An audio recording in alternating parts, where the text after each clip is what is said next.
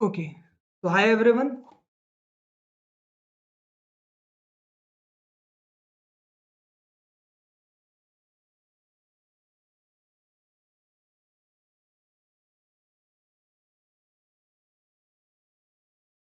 So hi everyone. This is Manas Khanduja. Lecture में थोड़ा सा डिले हुआ स्टार्ट में, थोड़ा सा टेक्निकल एरर आ रहा था। तो first of all am I perfectly Audible?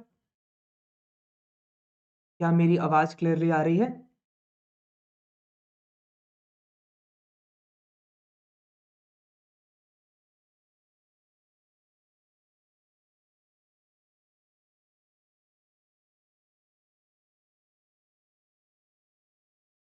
तो स्टार्ट करने से पहले बच्चों देखो, आज 6:15 की फ्राइडे की जो क्लास होती थी वो आज सैटरडे हो रही है, क्योंकि कल 26 जनवरी था तो क्लास नहीं हो पाई थी। आज 6:15 का थोड़ा सा डिले हो गया, पर एसिड्स चैप्टर बहुत इंपॉर्टेंट है। Acid basis salts class 10th का हम एएमयू 11th एंट्रेंस के लिए ये चैप्टर पढ़ रहे हैं। ओके, तो ये बोर्ड और दोनों आपका एएमयू एंट्रेंस एग्जाम के पॉइंट ऑफ व्यू से और आपके बोर्ड्स के पॉइंट ऑफ व्यू से, तो देखो जो ये चैप्टर है वो किस किस एग्जाम के पॉइंट ऑफ व्यू से इंपॉर्टेंट है, यहाँ क्लियरली मेंशन है। एएमयू, जेएमआई, बीएचयू 11th और डिप्लोमा और 10th बोर्ड्स में तो एसिड बेसिस सॉल्ट से अच्छा खासा आता है, तो ये क्लास आपके लिए बहुत इंपॉर्टेंट है। ओके, सो दिस इज मानस खंडूजा। बच्चों एसिड बेसिस सॉल्ट्स में स्टार्ट करने जा रहा हूँ। एसटीवीजी चैनल पर हम लोग यूट्यूब पर एक फ्री सीरीज चला रहे हैं, जिसमें आज एसिड बेसिस सॉल्ट हम पढ़ेंगे। ओके, तो मेरी क्लास मोस्टली फ्राइडे 6:15 होती है, पर कल वाली क्लास आज हो रही है क्योंकि कल क्या था, रिपब्लिक डे था। ओके, तो स्टार्ट करते हैं लेक्चर बिना फर्दर डिले के। और एएमयू एंट्रेंस बैच 1 फेब से स्टार्ट हो रहा है। इस नंबर पे कांटेक्ट कर लेना। एड्रेस देखो, अलीगढ़ में रहते हो तो वैष्णव कॉम्प्लेक्स समाध रोड के पास है सेंटर पॉइंट में। ओके, और ये ऑनलाइन ऑफलाइन कैंपस है, ऑनलाइन एसटीपीजी एकेडमी ऐप है। तो स्टार्ट करते हैं लेक्चर बिना फर्दर किसी डिले के। तो फर्स्ट ऑफ ऑल बच्चों, एसिड का कोई एग्जांपल देना चाहेगा? लेक्चर को स्टार्ट करते हैं। और मैं स्टार्ट करूं एसिड्स, उससे पहले आपने कौन से एसिड का नाम सुना है? कोई अपने, अगर आपने एसिड का नाम सुना है जो यहाँ पे लिखा है या फिर आपने कहीं भी देखा है, उस एसिड को आप कमेंट्स में मुझे बता सकते हो। ओके, तो बच्चों देखो, एसिड की अगर मैं बात करूं तो ज्यादातर एसिड का मतलब, अगर बेसिक मीनिंग की हम बात करें, बेसिक मीनिंग ऑफ एसिड होता है खट्टी चीज। अगर कोई चीज सार का मतलब क्या होता है, वो खट्टा होता है। ठीक है ना, लोग कहते हैं एसिडिटी बन रही है तो मुंह में खटास सी आने लगती है ना। तो एसिडिटी का अगर एक बेसिक लेम मैन भाषा में, यानी आम भाषा में बोले, तो एसिड उन चीजों को कहा जाता है जिनका टेस्ट थोड़ा सा खट्टा होता है। ठीक है, सार समझते हो, खट्टे को हम सार कहते हैं इंग्लिश में। ओके, तो एसिड उन चीजों को कहा जाता है जिनका टेस्ट सार होता है। दूसरा, आप एसिड देखो, इस चैप्टर में एसिड बेसिस सॉल्ट्स हमने पढ़ना है। और एसिड बेसिस सॉल्ट में आज के सेशन में हम एसिड को अच्छे से कवर करेंगे। ठीक है, हम आज के सेशन में पढ़ेंगे एसिड्स, और एसिड की सारी रिएक्शन, सारे इंपॉर्टेंट प्रॉपर्टीज, सारे इंपॉर्टेंट एसिड्स के कॉमन नेम और उनके यूजेस जो एग्जाम में आते हैं, वो इस सेशन में मैं आपके साथ डिस्कस करूंगा। ओके, तो सबसे पहले बच्चों, एसिड की स्टार्टिंग डेफिनेशन होती है कि एसिड वो चीज है जो खट्टी होती है। ठीक है, बहुत आसान भाषा हो गई। इसके बाद अगर हम एसिड को कैसे पहचान सकते, तो दूसरा तरीका होता है, हम किसी चीज को एसिड किस तरह से कह सकते हैं। अगर हमने ब्लू लिथमस क्या होता है बच्चों? लिथमस सॉल्यूशन एक नेचुरल इंडिकेटर होता है। ठीक है, और उसमें अगर आपने एसिड डाला और वो ब्लू कलर का था तो वो रेड हो जाता है। तो एसिड को पहचानने का पहला तरीका है खट्टे होते हैं। दूसरा तरीका ये होता है कि ब्लू लिथमस सॉल्यूशन को रेड कर देते हैं। ठीक है, ये दो तरीके आप सबको पता है। एक बात हमेशा याद रखना कि जो लिथमस सॉल्यूशन है, ये एक नेचुरल इंडिकेटर होता है। तुम सबको नेचुरल और सिंथेटिक में फर्क तो पता होगा। नेचुरल जो नेचर से ड्राइव होते हैं, तो ये बात जरूर याद रखना, litmus is a natural indicator जो लिचियन नाम के प्लांट से डिराइव किया जाता है। और इस बात को ध्यान रखना कि अगर लिथमस सॉल्यूशन को ना हमने एसिड में डाला है ना बेस में डाला है, तो इसका कलर पर्पल होता है। ओके, हाँ, ये दूसरा चैप्टर है एसिड बेसिस सॉल्ट्स। इससे पहले मैं केमिकल रिएक्शंस पूरा पढ़ा चुका हूँ। आज हम अच्छे से एसिड बेसिस सॉल्ट्स को देख रहे हैं बच्चों। ओके ओके, मैं चाह रहा हूँ तुम्हें पीडीएफ सही से देखे।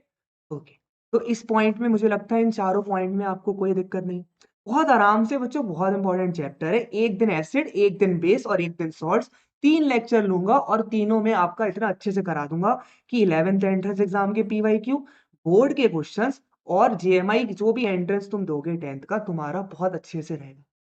अब एग्जाम्पल में बच्चों HCl की अगर मैं बात करूं, तो HCl को कहाँ देखना चाहोगे? पहले क्या होता था, अब तो तुम सफाई वगैरह के लिए कोलन या लिक्विड यूज करते हो, पहले HCl मिल जाता था, जिसे तेजाब कहा जाता था। पिक्चर तेजाब की बात नहीं कर रहा, HCl है ना, पहले अब इतनी आसानी से नहीं खरीद सकते, पर HCl पहले मिल जाता था, कांच की बोतल में आता था। तो उससे ना व्हाइट कलर के टाइल्स को क्लीन करना या वॉशरूम वगैरह को क्लीन करना आसान होता था। तो HCl तुमने वहां देखा होगा, अगर तुम्हारे घर पे हो, अब तो नहीं मिलता, पर खरीद नहीं सकते मतलब उसे आसानी से। तो HCl तो वो हो गया। सल्फ्यूरिक एसिड तुम्हें कहाँ देखने को मिल सकता है? आप सबके घर में इन्वर्टर बैटरी होंगे। इन्वर्टर बैटरी, मेरे ख्याल से ऐसा तो कोई नहीं बच्चा जो अभी इन्वर्टर ना देखा हो या जिसने बैटरी ना देखी हो वाली। तो कभी कभी आप देखते हो कि वो जो इन्वर्टर जहाँ रखा होता है या जहाँ बैटरी रखी होती है, उसके नीचे की जो जमीन होती है, सरफेस होती है, वो रेड पड़ जाती है या खराब हो जाती है। तभी हम बैटरी को ट्रे में रखते हैं या फिर ऊंची जगह पे रखते हैं। तो वो जो रेड कलर का लिक्विड निकल रहा है ना बैटरी से, वो सल्फ्यूरिक एसिड होता है। तो याद रखना, वो जो तुम्हारे घर में बैटरीज हैं, वो सल्फ्यूरिक एसिड होता है उनमें। और HCl क्या होता है? HCl तुम्हें मैं बता चुका हूँ, येलो कलर का तुमने देखा होगा, बहुत पहले लोगों के घर में होता था। अब इसे इतना आसानी से हम नहीं खरीद सकते।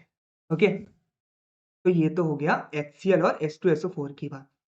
नाइट्रिक एसिड की अगर मैं बात करूं, तो नाइट्रिक एसिड आपको बायोलॉजी की लैब में ज्यादा देखने को मिल सकता है और केमिस्ट्री लैब में तो होता ही। तो धीरे धीरे अगर हम अच्छे से एसिड्स और बेस एसिड के अच्छे से एग्जांपल देखें, तो नेचुरल चीजों में कहाँ कहाँ मिलता है, ये क्वेश्चन बहुत आते हैं कि कौन सी नेचुरल इंडिकेटर्स में हमें एसिड मिलता है। ठीक है ना, कौन कौन से जो घर में चीजें हैं उनमें कौन कौन से एसिड है। तो बहुत इंपॉर्टेंट रहता है इनके एग्जाम्पल्स को समझना। तो फटाफट से इनके एग्जाम्पल्स मेरे साथ देख लो। पेपर में पूछा जाता है कि भाई चींटी काटती है तो कौन सा एसिड होता है, नींबू में कौन सा एसिड होता है, दही में कौन सा एसिड होता है। तो जो घर में तुमने संतरा वगैरह खाया हो या फिर तुमने नींबू देखा हो, तो उसमें सिट्रिक एसिड होता है, जिसमें विटामिन सी होता है।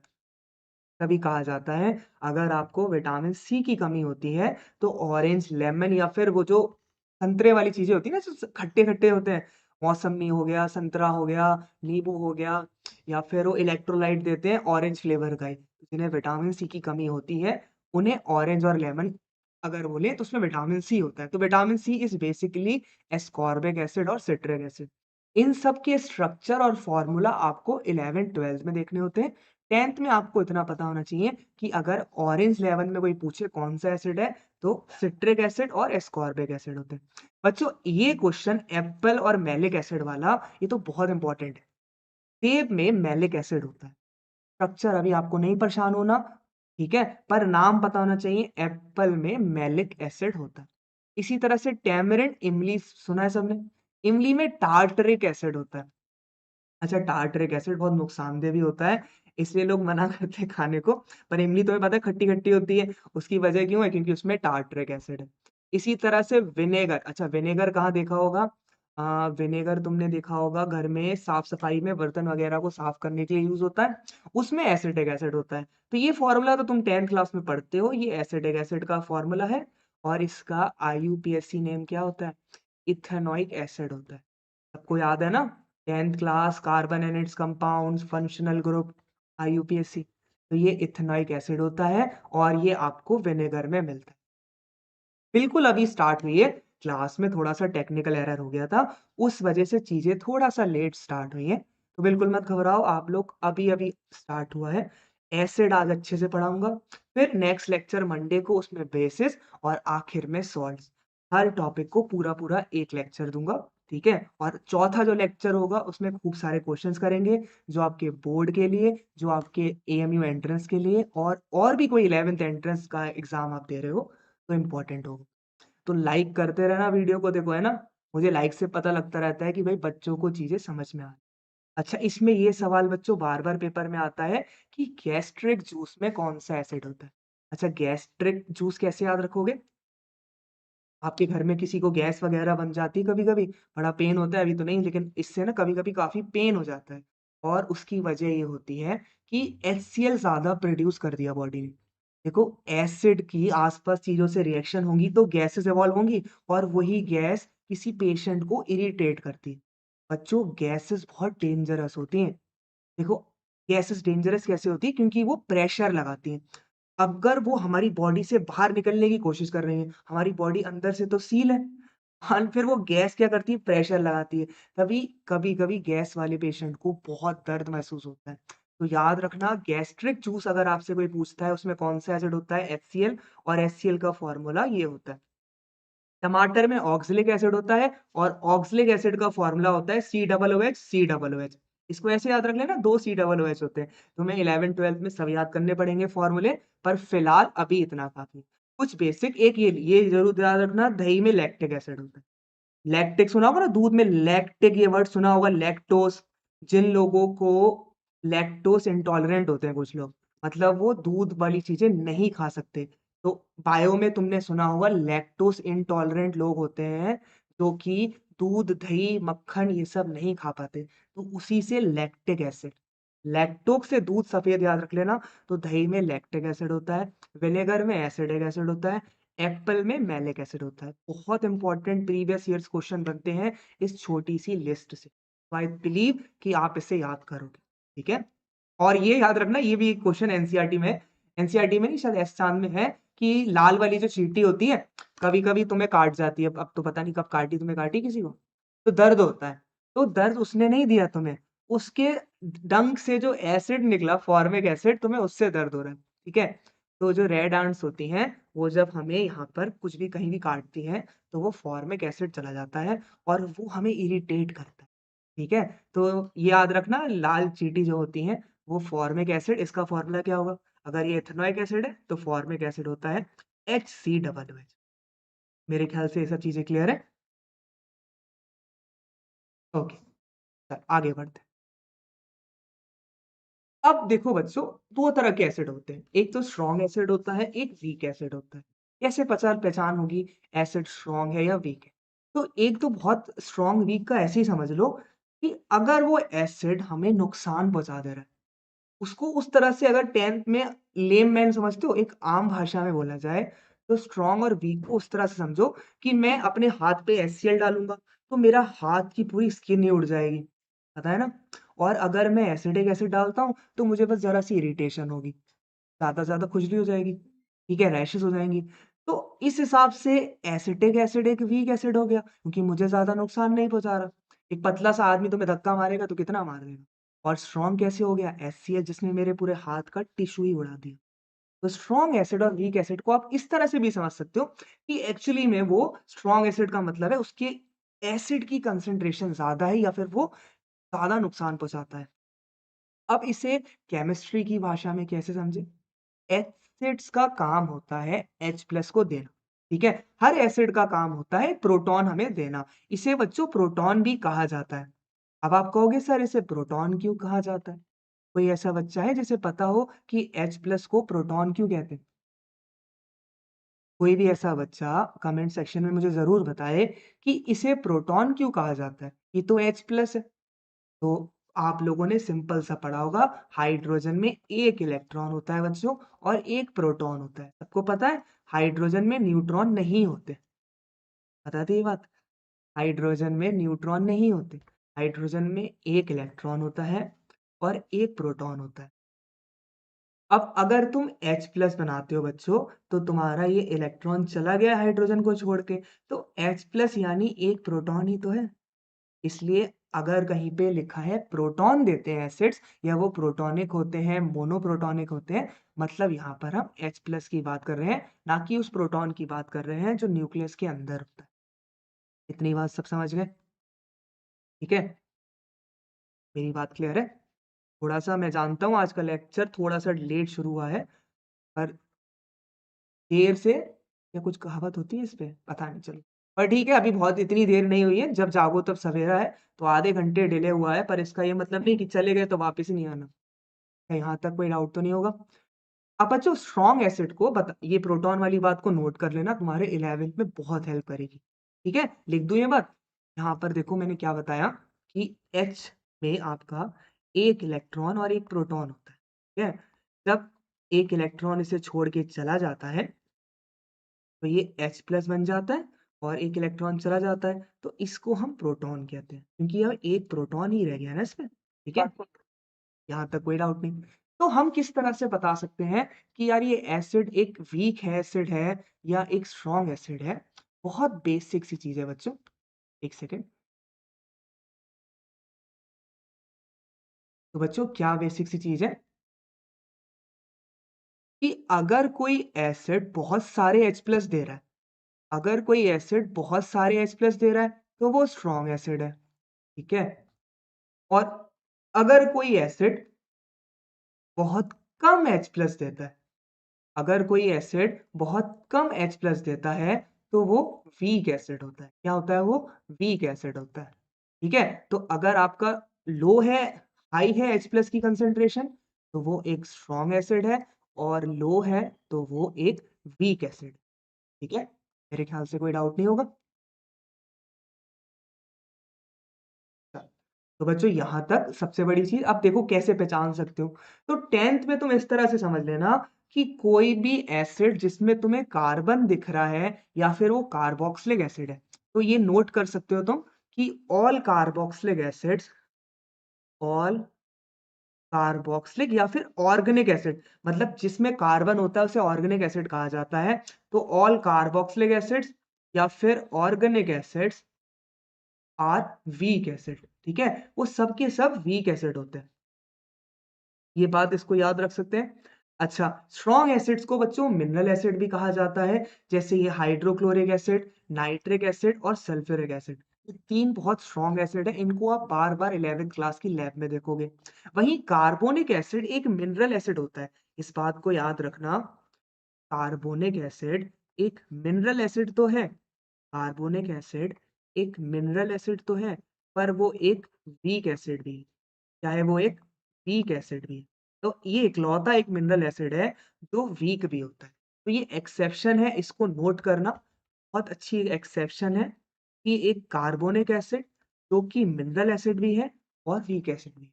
ऐसा कोई मिनरल एसिड नहीं होता जो वीक भी हो और मिनरल भी। तो यहाँ पे कार्बोनिक एसिड एक वीक और मिनरल एसिड बहुत ज़रूरी क्लास 10th के लिए एक्सेप्शन। बाकी ये तीनों स्ट्रॉन्ग एसिड होते हैं और एसिड एक वीक एसिड। ठीक है? अगर किसी कोई ज़रा-सा भी डाउट है यहाँ तक, तो आप मुझसे पूछ सकते हो, ज़रा-सा भी। मैंने अभी एसिड्स मैं आज पूरा लेक्चर एसिड्स पे लूँगा, क्योंकि मैं चाहता हूँ आपको एसिड्स अच्छे से पढ़ाए जाएँ। फिर एक पूरा लेक्चर बेस पे और एक पूरा लेक्चर सॉल्ट पे। जब ये तीनों आपके अच्छे हो जाएँगे, तो हम खूब सारे क्वेश्चन्स करेंगे। आज भी करेंगे क्वेश्चन्स, पर जब तीनों तुम्हारे बढ़िया हो जाएँगे, तो तुम खूब सारे क्वेश्चन्स खुद कर पाओगे। ओके? तो यहाँ तक कोई डाउट हो, कमेंट सेक्शन खुली है, तुम लिख सकते हो। ओके। तो बच्चों एक क्लासिफिकेशन एसिड्स का मैंने बताया कि स्ट्रॉन्ग और वीक एसिड होता है। दूसरा क्लासिफिकेशन होता है ऑर्गेनिक एंड इनऑर्गेनिक एसिड्स का। ऑर्गेनिक और इनऑर्गेनिक। तो बच्चों अगर आपने 11th में जब आप 11th में जाओगे ना, तो क्या होता है 11th में 3 ब्रांचेस में केमिस्ट्री बँट जाती है। इस बात को समझाने के लिए मैं आपको 11th का एक छोटा-सा एग्ज़ाम्पल देता हूँ कि आपको पता है केमिस्ट्री जब आप 11th क्लास में जाओगे तो 3 चीज़ों में बँट जाती है। एक को फिज़िकल कहते हैं, ठीक है? दूसरी को ऑर्गेनिक कहते हैं और तीसरी को इनऑर्गेनिक कहते हैं, ठीक है? केमिस्ट्री 11th क्लास से आपको 3 हिस्सों में पढ़ाई जाती है, पढ़ाता एक ही टीचर है। बहुत बड़ा स्कूल होता है जहाँ तीनों के अलग-अलग टीचर हो, ठीक है ना? मेरे ख्याल से डीपीएस वगैरह होगा अलीगढ़ में, शायद वहाँ पे 3 टीचर हों। आपके स्कूल में है क्या फिज़िकल, ऑर्गेनिक और इनऑर्गेनिक के 3 टीचर? वो तो मुझे कमेंट्स में बताना। ओके, तो वैसे तो हो जाता है पर ऑर्गेनिक ज़्यादातर एक टीचर ऑर्गेनिक का होना चाहिए और फिज़िकल, इनऑर्गेनिक का एक होना चाहिए। कुछ एक्सपर्ट होते हैं, तीनों पढ़ा लेते हैं, जैसे मैं पढ़ा लेता हूँ, पर मोस्टली जब केमिस्ट्री में लोग डिग्री करते हैं, तो इस हिसाब से करते हैं। अच्छा, हमारा इसमें क्या रोल है, हमें मैं क्यों बता रहा हूँ तुम्हें ये चीज़ें? ऑर्गेनिक का जब वर्ड आता है ना तो ऑर्गेनिक में कार्बन की बात होती है या फिर ऐसी चीजें जो नेचर से आ रही। तो ऑर्गेनिक एसिड आपका नेचर में होगा या फिर उसमें कार्बन होगा। तो acetic acid, formic acid, lactic acid, tartaric acid, malic acid आपको मैंने दिखाया था, इनकी सोर्स दिखाई थी। संतरा, एप्पल, इमली, विनेगर, दही, टमाटर, चाय, ये सब नेचुरल सोर्सेज हैं। तो इनसे जो एसिड मिलते हैं वो हमारे ऑर्गेनिक एसिड होते हैं। जो एसिड लैब में होते हैं, ठीक है, जो आप लैब में यूज करते हो, उन्हें हम इनऑर्गेनिक एसिड कहते हैं और इनऑर्गेनिक एसिड में कार्बन नाम की चीज नहीं होती।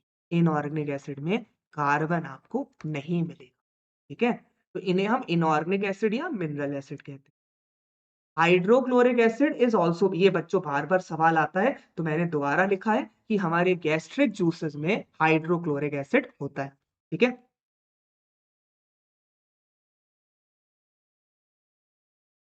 यहाँ तक किसी पॉइंट पे डाउट हो कमेंट सेक्शन में पढ़ता रहता हूँ, ठीक है। ऐसा सेशन नहीं है कि मैंने एक तरफा चीजें नहीं करानी। आपको जो प्रॉब्लम हो आप कमेंट सेक्शन में लिख सकते हो, ठीक है। तो जब तुम 11th क्लास में आओगे तो तुम्हें तीनों अलग अलग पढ़ाया जाएगा, ठीक है ना। और सबसे ज्यादा ऑर्गेनिक इंपॉर्टेंट होती है, याद रखना।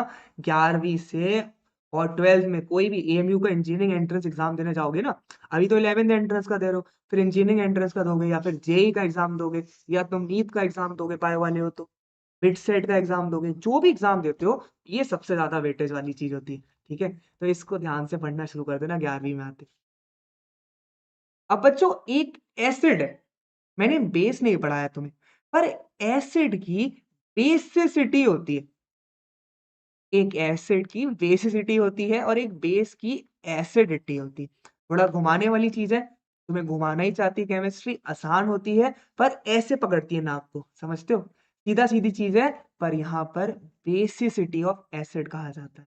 क्या होता है बेसिसिटी ऑफ एसिड? एक एसिड जब सॉल्यूशन में जाता है और कितने प्रोटॉन वो देता है, वो उसकी बेसिसिटी कहलाती है। जैसे मैं HCl को पानी में डालता हूं तो मुझे एक H प्लस मिलता है, इसलिए HCl क्या है? एक मोनोबेसिक एसिड है। क्या है HCl? मोनोबेसिक। अब आप कहोगे सर एक एसिड और आप उसे मोनोबेसिक कह रहे हो, तो बस यही केमिस्ट्री है। होती कुछ है, कहती कुछ है, दिखाती कुछ है।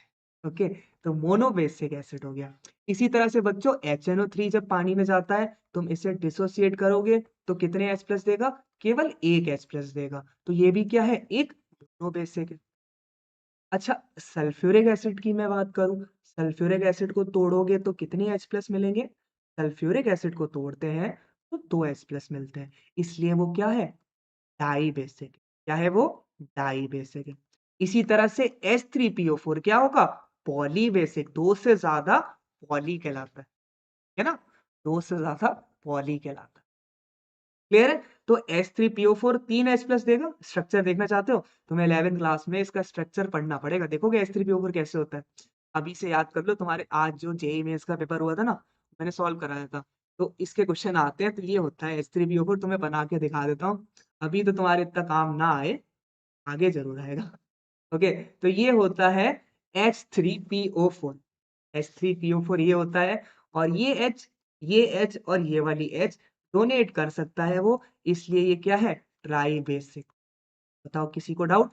ये स्ट्रक्चर तुम्हें 11th क्लास में ऐसे खूब सारे स्ट्रक्चर, एक नहीं, ऐसे खूब सारे स्ट्रक्चर तुम्हें याद करने पड़ेंगे। तो सर ने तो बस तुम्हें एक छोटा सा ट्रेलर दिखाया। ओके, आगे बढ़ते, ठीक है। ये इसका नाम है फॉस्फोरिक एसिड H3PO4। ये एक ट्राई बेसिक होता है क्योंकि ये तीन H प्लस दे सकता है। स्ट्रक्चर अच्छी बात है, अभी से याद कर लो, 11th में तुम्हारे काम है। जनरल प्रॉपर्टीज एसिड की मैं बात करूं तो ये खट्टे होते हैं। ब्लू लिथमस को रेड कर देते हैं, सिंपल सी बात है, ब्लू लिथमस को रेड कर देते हैं। एसिड कुछ ऐसी प्रॉपर्टी पानी में दिखाते हैं जिनको हम अभी अच्छे से डिस्कस करेंगे। इस वाले पॉइंट को मैं बहुत अच्छे से डिस्कस करूंगा, ठीक है। चौथी बात, एसिड का एक्वा सॉल्यूशन, यानी जब एसिड को पानी में डाला जाता है तो वो इलेक्ट्रिसिटी कंडक्ट करते हैं। तभी अगर तुमने इलेक्ट्रोलिसिस पढ़ी होगी, कॉपर को बनाते ना, कॉपर लेते हैं, इलेक्ट्रोलिसिस है तुम्हारी, कॉपर का एनोड होता है, प्योर करते हैं कॉपर की, रिफाइनिंग पढ़ा होगा। तो उसमें जो इलेक्ट्रोलाइट होता है वो ज्यादातर सल्फ्यूरिक एसिड होता है, ठीक है। क्यों लेते हैं? क्योंकि एसिड इलेक्ट्रिसिटी कंडक्ट करते हैं। तब उन्हें पानी में मिलाया जाता है। एक्वस का मतलब है एसिड हमारा वाटर में रखकर। तो ये वाला पॉइंट और ये वाला पॉइंट अब मैं आपको अच्छे से समझाता हूँ। फर्स्ट, सेकंड और फोर्थ आपको क्लियर है? थर्ड और फिफ्थ में समझा रहा हूँ। फर्स्ट, सेकंड, फोर्थ क्लियर है? नहीं, HNO3 में 2 नहीं। कोई मुझे कह रहा है HNO3 में 2 है। अच्छा, आपको ना देखो आप 11th में आने वाले हो, तो मैं आपको HNO3 का स्ट्रक्चर भी दिखा देता हूँ। HNO3 जो कुछ इस तरह से होता है, एक ही तो H है, 2 कहाँ है? HNO3 में एक ही तो H है, 2 कहाँ से आ गए? इसमें लिखा ही एक H है, तो 2 कहाँ से हो जाएँगे? अच्छा, इन्होंने यहाँ पे सॉरी, सॉरी ये टाइपिंग एरर हो गया होगा। गलती मुझ हो गई है। ये एक है, ठीक है? टाइपिंग एरर हो गई, ठीक है? ऐसे तो एक ही है HNO3। क्लियर है? उधर टाइपिंग एरर को सही कर सकते हो। चाहो स्ट्रक्चर देखना चाहते हो उसका? चलो तुम्हें इसका स्ट्रक्चर दिखाते कैसा होता है। HNO3 देखो बच्चों ऐसा होता है। कहाँ गया? कहाँ बनाऊँ? यहाँ बनाता हूँ। NOH, ठीक है? HNO3 ये होता है HNO3। कुछ ऐसा स्ट्रक्चर होता है HNO3 का। तो ये आप आगे जाओगे ना तो अच्छे से पढ़ोगे, इसलिए अभी नहीं दिखा रहा, घबरा जाओगे। पर HNO3 एक क्या होता है? मोनोबेसिक होता है। इसे करेक्ट कर लेना, यहाँ पे 1 कर, ठीक है? अब चलो ये जो मैंने पॉइंट्स छोड़े इन्हें अच्छे से समझते हैं। तो बच्चों सबसे पहला पॉइंट जो मैंने छोड़ा है वो कहता है कि मेटल हमारे अच्छे वाले स्ट्रॉन्ग एसिड से रिएक्ट करते हैं तो एक सॉल्ट बनता है और हाइड्रोजन गैस इवॉल्व होती है। सॉल्ट को हम बहुत अच्छे से डिस्कस करेंगे बाद में। पर बच्चों एक बात याद रखना कि मेटल एसिड के साथ रिएक्ट कर रहा है, सॉल्ट बनेगा और हाइड्रोजन गैस इवॉल्व होती है। हाइड्रोजन गैस एक पॉप की साउंड निकालती है। तो कभी-कभी अगर आपके क्वेश्चन में लिखा है एक गैस निकल रही है जो पॉपिंग साउंड निकाल रही है, तो आपको समझ जाना चाहिए वो हाइड्रोजन गैस की बात कर रहे हैं। तो यहाँ पर इस सवाल का मुझे जवाब कौन देगा? क्वेश्चन नंबर 1 आज का कि will copper metal evolve hydrogen gas when it reacts with Hc, ठीक है? सर मैंने 11th केमिस्ट्री पढ़ रखी है पूरी। तो 11th की केमिस्ट्री तो बच्चा सबसे ज़्यादा मुश्किल अगर केमिस्ट्री 11th की होती है, 12th की तो बहुत आसान होती है, 11th की केमिस्ट्री काफ़ी मुश्किल होती है। तो अगर आपने पढ़ी है, तो मुझे बताना pKa प्लस pKb कितना होता है? अरे वाइस हो जाएगा तुम्हारा। तब तक इस क्वेश्चन का आंसर दो। यहाँ पे येस या नो बताना है। Will copper metal evolve hydrogen gas when it reacts with Hc?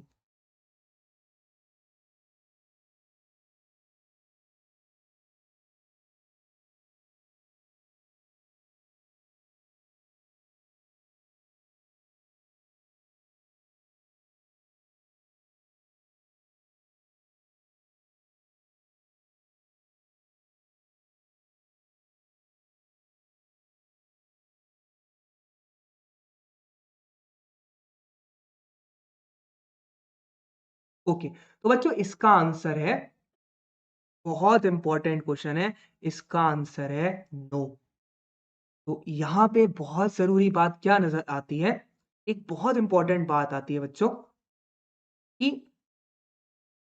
Metal that are reactive, metal that are reactive can only evolve hydrogen gas when reacting with acid. Copper एक reactive metal नहीं होता, तो जब आप किसी acid में copper डालोगे तो हाइड्रोजन गैस नहीं निकलती। तो metal that are reactive can only evolve hydrogen gas. Okay, तो इसी तरह से अगर कॉपर यहाँ पे आंसर नो होगा, इसी तरह से आपका कॉपर भी नहीं निकाल सकता। और कौन नहीं निकाल सकता? अगर कोई आपसे सिल्वर कहे वो भी नहीं निकाल पाएगा, गोल्ड कहे वो भी हाइड्रोजन नहीं इवॉल्व कर पाएगा। तो ये सब इनर्ट मेटल होते हैं, आपको पता है ज्यादा रिएक्टिव नहीं होते। इसलिए अगर कोई एसिड में इन मेटल को डालोगे तो हाइड्रोजन गैस इवॉल्व नहीं होती। ठीक है, ये क्वेश्चन क्लियर हो गया? कोई डाउट तो नहीं इसमें?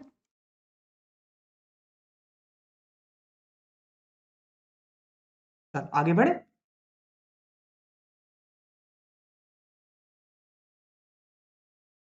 तो ये बहुत इंपॉर्टेंट क्वेश्चन है। देखो तुम लोग रट्टा मार रहे हो, तो 10th में रट्टा मार लिया, अच्छी बात है कि भाई metal react with acid forms salt forms hydrogen gas, पर सारे मेटल नहीं, केवल रिएक्टिव मेटल। तो यही केमिस्ट्री है, जो वो कहती है वो करती नहीं।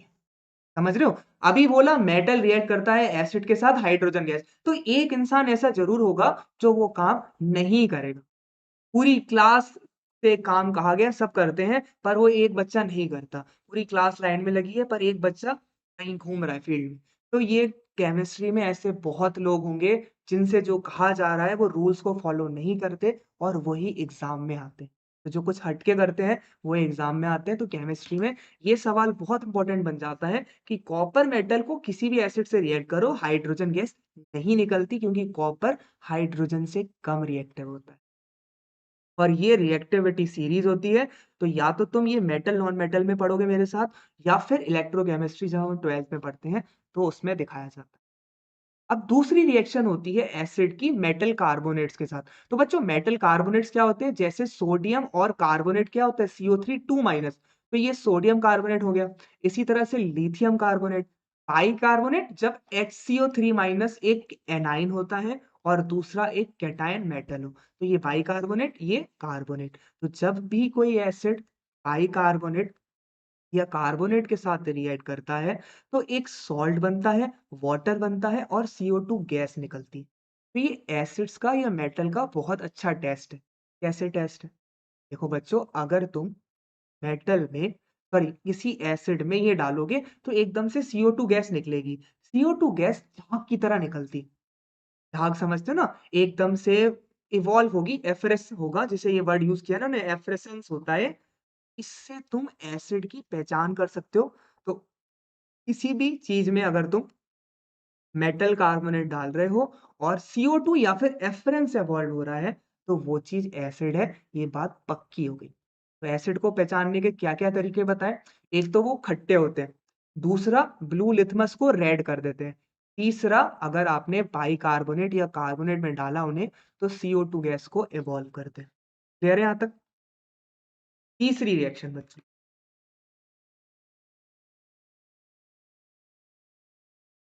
तीसरी रिएक्शन में बच्चों मेटल ऑक्साइड्स। अब मेटल ऑक्साइड क्या होते हैं? जैसे मैग्नीशियम है, ऑक्साइड O2 माइनस एनायन को कहा जाता है। तो मैग्नीशियम ऑक्साइड का फॉर्मूला होता है MgO।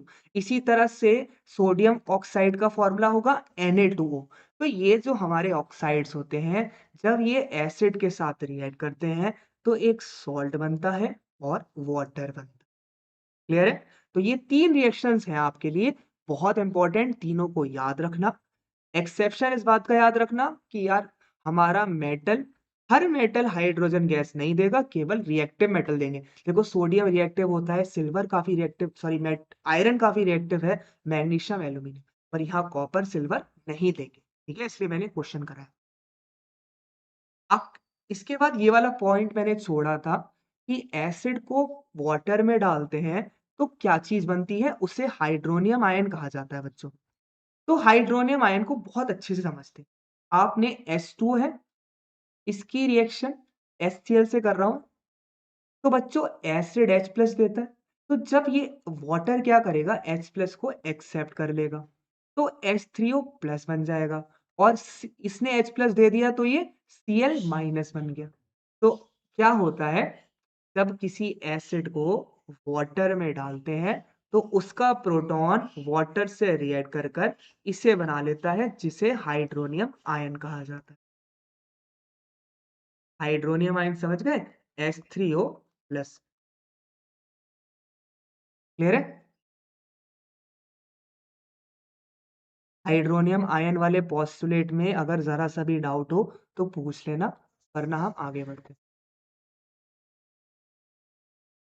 डाइल्यूशन क्या होता है?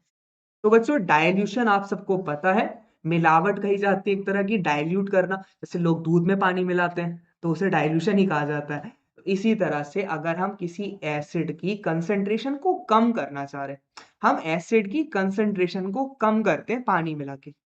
कंसंट्रेशन, तुम सोचोगे सर कंसंट्रेशन तो बढ़ रही है, आधा लीटर HCl था, आधा लीटर मैंने पानी मिला दिया, मेरा तो 1 लीटर मैटर हो गया। समझ रहे हो? आधा लीटर दूध वो घर से लाया, आधा लीटर उसने पानी मिला दिया, तुम तो 1 लीटर बेच रहे हो। तो आप तो कहोगे सर कंसंट्रेशन तो बढ़ रही है। पर कंसंट्रेशन का ये मतलब नहीं होता कि वॉल्यूम कितनी। कंसंट्रेशन एसिड की मतलब एसिड कितना है। तो भाई अच्छा खासा आधा लीटर अकेले रह रहा था। तुमने उसमें पानी मिला के उसके लिए जगह कम कर दी, उसको कमज़ोर कर दिया, उसमें मिलावट कर दी। तो डाइल्यूशन एक तरह की मिलावट है और इस बात को याद रखें कि जब भी आप डाइल्यूशन करना चाहते हो, तो वाटर में एसिड डाला जाता है, ठीक है? ना कि उल्टा। उल्टा करोगे तो क्या होगा? फट जाएगा। बीकर तुम्हारा ब्लास्ट कर जाएगा क्योंकि बहुत एक्ज़ोथर्मिक प्रोसेस होती है। अगर हम एसिड मिला रहे हैं वाटर में तो हीट इवॉल्व होती है। तो एक और चीज़ नोटिस करोगे तुम कि ये प्लास्टिक वाले बीकर में नहीं करा जाता, ये ग्लास में करा जाता है क्योंकि फटने का डर। हमें एक ऐसा चाहिए जो स्ट्रॉन्ग हो, तो बीकर भी इस तरह का रखा जाता है जो इस हीट को सह पाए। तो हमेशा याद रखना अगर आप डाइल्यूशन करना चाहते हो, तो एसिड को वाटर में डालते हैं ना कि उल्टा। यानी वाटर हमने भर के रख लिया, एक-एक बूंद ग्लास रॉड होती है, लैब में तुमने देखा होगा, उससे डाला जाता है। ठीक है? कोई डाउट हो कमेंट सेक्शन में लिख देना। काफ़ी अच्छा टॉपिक है एसिड्स, पूरा एसिड्स आज देख रहे हैं और मंडे 6:15 पर फेसेस देखेंगे। ओके। तो बच्चों एसिड के यूजेस क्या होते हैं ज़रा फटाफट देख लेते हैं। एक बहुत अच्छा यूज़ होता है बच्चों, सबने स्कूल में फायर एक्सटिंग्विशर देखा है? फायर एक्सटिंग्विशर लाल कलर का होता है, शीशे में पड़ा होता है। जब स्कूल में सब सही रहे पर स्कूल में आग अगर लगती है तो उसका इस्तेमाल करा जाता है। तो फायर एक्सटिंग्विशर में ये रिएक्शन यहाँ पे सी और आएगा बच्चों। सोडियम कार्बोनेट है ना, या तो ये इन्होंने गलत लिखा है, ये होगा सोडियम HCO3 तो ये सही कर लेना। तो आपका क्या होता है उस फायर एक्सटिंग्विशर में सोडियम हाइड्रोजन कार्बोनेट और सल्फ्यूरिक एसिड होता है। तो जब तुम वो वाला बटन ऑन करते हो ये दोनों मिल जाते हैं। तुमने देखा होगा ना एक तरह का प्लग होता है। उससे क्या होता है ये दोनों मिलते हैं और CO2 गैस इवॉल्व होती है। CO2 गैस क्या करती है? कंबशन को खत्म। ये CO2 गैस है जो आग बुझाने के काम आती है। ओके, इट क्या कहेंगे प्रिवेंट्स फायर या फिर इट फायर को खत्म कर देती है, फायर को एक्सटिंग्विश कर देती है, ठीक है? It extinguishes fire. तो CO2 गैस है जो आपकी फायर को खत्म करती है ना कि ये दोनों एसिड। तो जब वो तुम प्लग दबाते हो तो CO2 गैस इवॉल्व होती है जिससे आपकी आग को बुझाया जाता है, ठीक है? तो आप इस बात को याद रखना कि CO2 गैस कंबशन को प्रिवेंट करती है, कंबशन को सपोर्ट नहीं करती। कंबशन यानी जलना, जलने को प्रिवेंट करती है, सपोर्ट नहीं करती। ये सवाल PYQ में। CO2 गैस आपकी एक तो एफरेंस देती है और आपका कंबशन को सपोर्ट नहीं करती, ठीक है?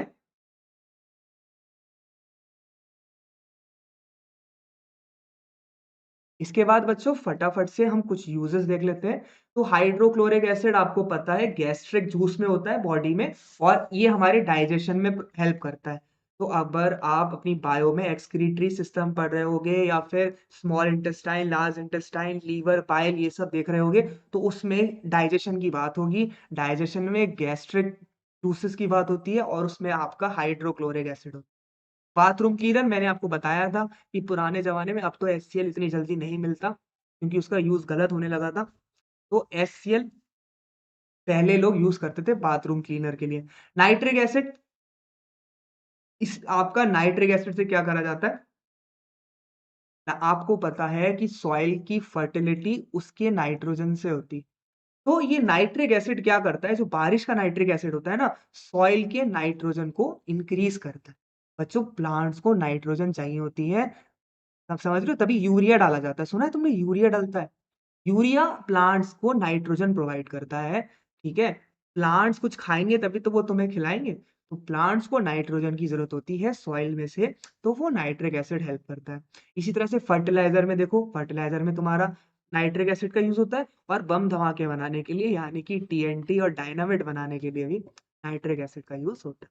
सल्फ्यूरिक एसिड का मैंने तुम्हें शुरुआत में बताया था। तुम्हारे घर में इन्वर्टर बैटरी है, उस इन्वर्टर बैटरी में H2SO4 होता है, तभी तुम्हारी जो ज़मीन होती है, जहाँ बैटरी रखी होती है, वो रेड कलर की हो जाती है, खराब होने लगती है। सिट्रिक एसिड फ्लेवरिंग एजेंट की तरह यूज होता है। एस्कॉर्बिक एसिड विटामिन सी से डेफिशिएंसी होती है स्कर्वी। विटामिन बी से बेरी बेरी, विटामिन ए से नाइट ब्लाइंडनेस, पढ़ा है? विटामिन ए से नाइट ब्लाइंडनेस, विटामिन बी से वेरी वेरी और विटामिन सी से स्कर्वी होता है। बहुत इंपॉर्टेंट होते हैं। तो ये तुम्हारा स्कर्वी को प्रिवेंट करने के काम आता है। टार्टरिक एसिड का बेकिंग पाउडर में यूज होता है। तो यूजेस बहुत पूछे जाते हैं क्वेश्चन पेपर। क्लियर है? बताओ किसी को जरा सा भी डाउट है? ये सब इंपॉर्टेंट है बच्चों। और 10th की साइंस है ना एक दूसरे से जुड़ी हुई है। 11th में ऐसा नहीं होता कि ज्यादा केमिस्ट्री फिजिक्स जुड़ी हो, पर 10th की केमिस्ट्री थोड़ी फिजिक्स से जुड़ी है, थोड़ी बायो से कनेक्टेड है। तो आपको जैसे अब ये विटामिन सी वाली चीजें बायो में भी है और इसमें भी है। ठीक है, aerobic respiration anaerobic respiration bio में होता है तुम्हारा, यहाँ भी उसका थोड़ा सा रोल होता है क्योंकि वो रिएक्शंस होती है। तो ये क्वेश्चन नंबर 2 है। अगर आज का लेक्चर क्लियर है तो जल्दी से मुझे इसका आंसर बताएं क्या है।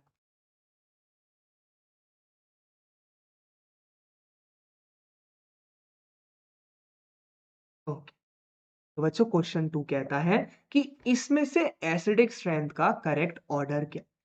तो आपको पता है, सब मैंने HCl के बारे में बताया। HCl एक मिनरल एसिड है तो वो काफी स्ट्रांग होगा। अच्छा, एसिडिक एसिड क्या है? वो एक ऑर्गेनिक एसिड है तो वो HCl से कमजोर होता है। पर वाटर से तो ज्यादा एसिडिक है ना, वाटर तो न्यूट्रल कंपाउंड है। तो वाटर आपका सबसे कम एसिडिक, फिर एसिटिक एसिड और फिर हाइड्रोक्लोरिक एसिड। तो बताओ आंसर नंबर इसका ए आएगा, कोई डाउट? इसका आंसर ए होगा।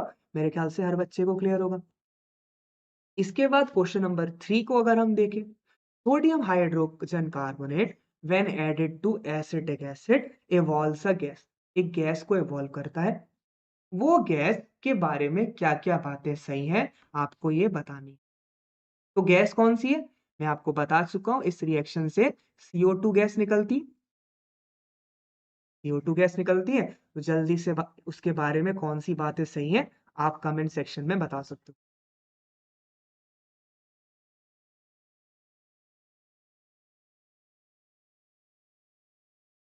एसिटिक एसिड क्या है? एसिटिक एसिड CH3COOH होता है। और कोई भी एसिड बच्चों अगर आपका मेटल कार्बोनेट से रिएक्शन करता है तो एक गैस निकलती है, कौन सी वाली? कार्बन डाइऑक्साइड गैस, जो हमने अभी स्टार्टिंग में देखा भी था। तो कार्बन डाइऑक्साइड क्या करती है? लाइम वाटर को मिल्की कर देती है और क्या करती है? एक्सटिंग्विश कर देती है बर्निंग स्प्लिंटर को, और आगे जाके आप देखोगे NaOH में डिसॉल्व भी हो जाती है। तो इसका आंसर है फर्स्ट, सेकंड एंड थर्ड। ये तो मैंने तुम्हें बताया था कि CO2 आग बुझाने के काम आती है। तो भाई CO2 अगर मैं स्प्लिंटर पे लगाऊंगा, स्प्लिंटर क्या होता है? केमिस्ट्री लैब में छोटा सा बर्नर की तरह होता है। तो CO2 उसमें डालोगे तो बुझ जाएगा ना वो। तो इसलिए लाइम वाटर को मिल्की कर देती है। ये रिएक्शन तुम्हें दिखाऊंगा, बहुत इंपॉर्टेंट है। प्लस NaOH में डिसॉल्व हो जाता है। फर्स्ट, सेकंड, थर्ड इसका आंसर। एक एसिड कौन से आयंस को प्रोड्यूस करता है? आप सबको पता है, H+ आयन को प्रोड्यूस करता है, या फिर हाइड्रोनियम आयन भी इसका आंसर हो सकता है। दोनों आंसर इसके लिए सही है। ठीक है, बताओ कोई डाउट तो नहीं?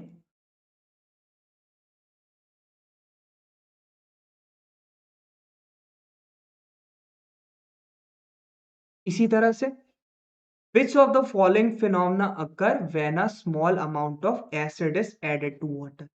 तो बच्चों अगर आप एसिड में वाटर डालते हो तो मैंने आपको बताया था क्या होता है, एक तो एसिड अपने आयंस में टूट जाता है और डाइल्यूशन होता है। एसिड में वाटर मिलाएंगे तो डाइल्यूशन होता है, प्लस वो आयंस दे रहा है, इसलिए क्या है? इसलिए क्या हो रहा है? एक तरह का आयनाइजेशन हो रहा है। ठीक है, तो क्लियर है? आयनाइजेशन और डाइल्यूशन। ओके, तो मेरे ख्याल से सब चीजें आपको क्लियर होंगी। आज के सेशन में कोई डाउट तो नहीं है किसी का? तो आज हमने एसिड को खत्म करा बच्चों। कुछ क्वेश्चन आपके लिए होमवर्क है, मैं चाहूंगा इन्हें आप अच्छे से करें। क्वेश्चन नंबर 6 और क्वेश्चन नंबर 7 आपके लिए होमवर्क है। एक क्वेश्चन सॉरी, 3 होमवर्क क्वेश्चन है। तो आपने ये तीनों की प्रैक्टिस करनी है। ये PDF आपकी शेयर हो जाएगी, आप इसका स्क्रीनशॉट ले सकते हो चाहो तो। ये तीनों क्वेश्चन के आंसर्स आपने मुझे नेक्स्ट क्लास में नहीं आए तो पूछ सकते हो, बहुत आसान क्वेश्चन है। एक पीछे नोट्स में आपको इसके आंसर्स मिल जाएंगे। ओके। तो आज हमने एसिड्स पूरा कवर करा और हमने कुछ पिछले सालों के पेपर के क्वेश्चंस देखे और हमने देखा कि ज्यादातर हमारे एसिड के यूजेस से और उनकी स्ट्रेंथ से क्वेश्चन आते हैं। मंडे 6:15 को अब मेरी क्लास होगी। अब देखो ये बच्चा शेड्यूल है। मंडे को अब मेरी क्लास होगी 6:15 7:30 यानी सवा घंटे की, जिसमें हम बेसिस पढ़ेंगे। क्या पढ़ेंगे? बेसिस पढ़ेंगे। ओके। तो और दूसरी बात, ये जो हमारा यूट्यूब पे पूरी सीरीज चल रही है उसके बारे में हर नोटिफिकेशन, हर जो इंफॉर्मेशन है इसमें दे रखी है। रोज live lecture, daily practice problem, chapter wise test series app पर। तो ऐप कहाँ से डाउनलोड करोगे? ये रहा ऐप का लिंक है। STBG ऐप आप गूगल प्ले से डाउनलोड कर सकते हो। इसका लोगो देख लो, ऐसा दिखता होगा, सर्च मारोगे आराम से मिल जाएगा। और एक और चीज, ये जो बैच है 1 फेब से स्टार्ट हो रहा है, एंट्रेंस बैच का। आप इसको ऑफलाइन जाके इसमें अप्लाई कर सकते हो अगर तुम अलीगढ़ के हो और ये एड्रेस तुम्हारा देखा है तो तुम वहां जा सकते हो, वहां पे जाके अपना एनरोल कर सकते हो। और ऑनलाइन ऐप के थ्रू कर सकते हो। कॉन्टेक्ट नंबर आपका नीचे मेंशन है, व्हाट्सएप और कॉल आप इस पे दोनों कर सकते हो। ओके। तो ऑल द बेस्ट बच्चों, बोर्ड्स की तैयारी अच्छे से करते रहो। आज मैंने आपको एसिड्स कराया, मेरे ख्याल से हर किसी को चीजें क्लियर होंगी। कोई भी डाउट हो आप अपना नेक्स्ट लेक्चर में पूछ सकते हो। ओके। Bye bye everyone. इस चीज जो हमने लेक्चर करा उसकी अगर आपको नोट्स चाहिए, PDF चाहिए, तो आपको ऐप डाउनलोड करके वहां से मिल जाएगा। और उस ऐप के बारे में इंफॉर्मेशन ये रही। ओके। और जो बैच स्टार्ट हो रहा है वो आपका ये। वीडियो को जरूर लाइक करना अगर आपकी इसने हेल्प करी है। और अगर अभी तक चैनल से सब्सक्राइब नहीं करा तो कर लेना भाई है। Thank you, bye bye everyone. मिलते हैं मंडे 6:15 जब हम पढ़ेंगे बेसिस। ओके। 6:15